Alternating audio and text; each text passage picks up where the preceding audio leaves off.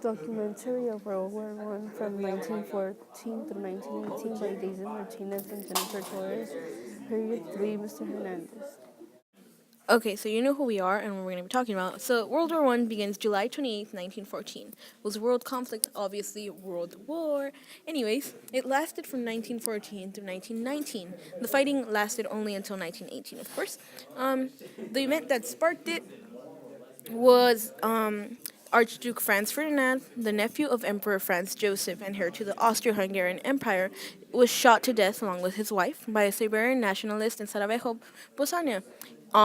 Anyhow, the actual thing that caused it were these systems that the world had established: militarism, imperialism, nationalism, the alliances, and other various little systems that they had just conjured together were actually the causers. But it can be said that this sparked it. So, militarism was the policy of building up strong military forces to prepare for war. It was one of the major causes, and it was an army race because Britain had a large navy, and Germany and France competed to build larger armies. And then many nations introduced universal conscription, which was like the draft, and even in times of peace. And the five turning points of militarism was that it is the incorporation of military personnel and ideas into civilian government, and the belief that military power is essential for national strength. And the second one was that it was the strongest in Germany, and it is where the Kaiser relied heavily on his military commanders and the civilian legislature, and it exerted little or no control over the military. And the third one, it was that it was militarists were also driven by experiences and failures in previous wars, such as the Korean War, Boer War, and Russo-Japanese War. And also, the fourth one is that it combined with new weapons, emerging technologies, and developments in industrial production, and fueled the European arms race in the late 18th and early 19th. And the fifth one, the last one, was that it was influenced by nationalism and advice from military commanders, where European governments ramped up military spending, purchasing new weaponry, and increasing the size of armies and navies. That worked was nationalism. So in this time period, nationalism was growing and it was becoming really strong.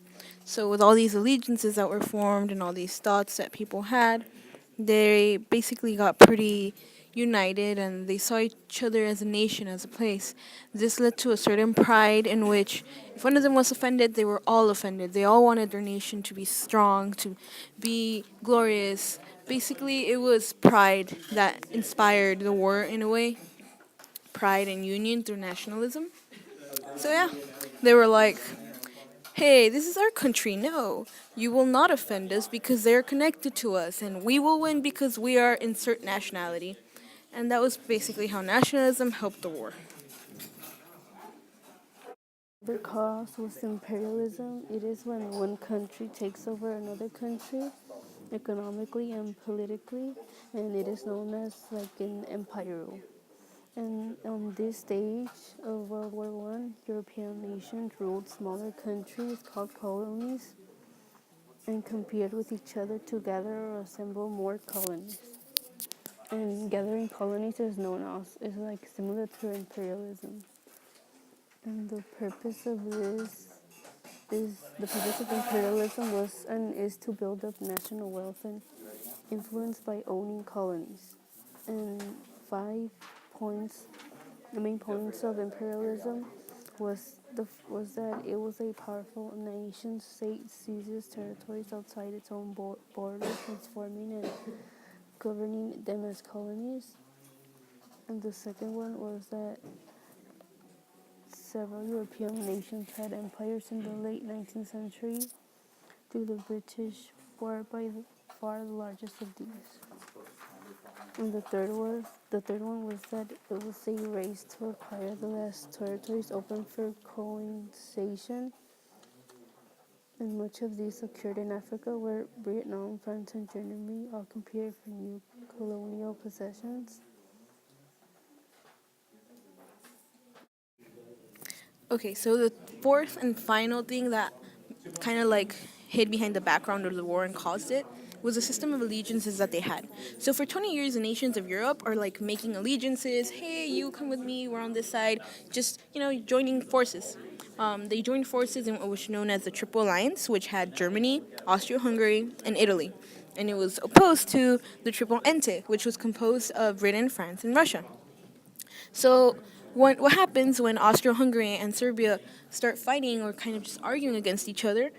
These bigger nations that were holding them back and were allied to them basically jump in. It's kind of like if two little 5-year-olds are in a fight, and then the older siblings get into it, and then the parents get into it, and that's basically what happened. And then, as you can see, World War One, yay! Well, not really yay, but still. So they kind of just dragged everyone in together after they started to like fight one another. So in truth, it's Franz Ferdinand's assassination that caused this thing. It was a catalyst, but all these other four things: imperialism, nationalism, the system of alliances, and militarism were the ones that actually lay behind the actual war that occurred.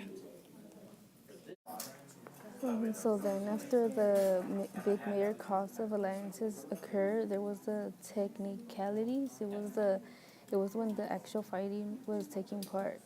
There were like a lot of weapons, like jets, and many people died. And the people in colonies connected to the alliance, the people in the countries, civilian soldiers, and it was a tragic and very tragic occasion. And then after that, it was the U.S. involvement, which then ended. And it was when U.S. was practicing isolationism, in which it basically covered its eyes and did not take part in the war. And however, it did cut off Japan's supply of oil and gave resources to the Triple Entente, and it did not participate in the war until Pearl Harbor was boomed, and then the U.S. And then joining the war caused a motor turning point in war in favor of the Triple Entente. Okay, so once the U.S. joins in, there's a major tip in favor of the Triple Entente. When this happens, basically there's a landslide, the Triple Entente wins, and the people on the other side, in other words, the Triple Alliance, end up pretty badly. So first of all, there's the Treaty of Versailles. Basically, the people on the Triple Entente decide to blame everything on Germany. So Germany has to accept complete fault of the whole world, the whole war, all the debts, even though it technically wasn't guilty. It was just like everyone else, but they decided to put the blame on it, use it as scapegoat. And also, all of them, they lose their colonies, they lose power, they're broken, everyone's broke, there's a lot of just negative things. Nothing really good came out of this, except for the U.S. They came off pretty good, they still had money, and they ended up helping the other Europeans to build back up. So not only that, but the people on the Triple Alliances also had to pay a huge debt for all the casualties, everything that happens.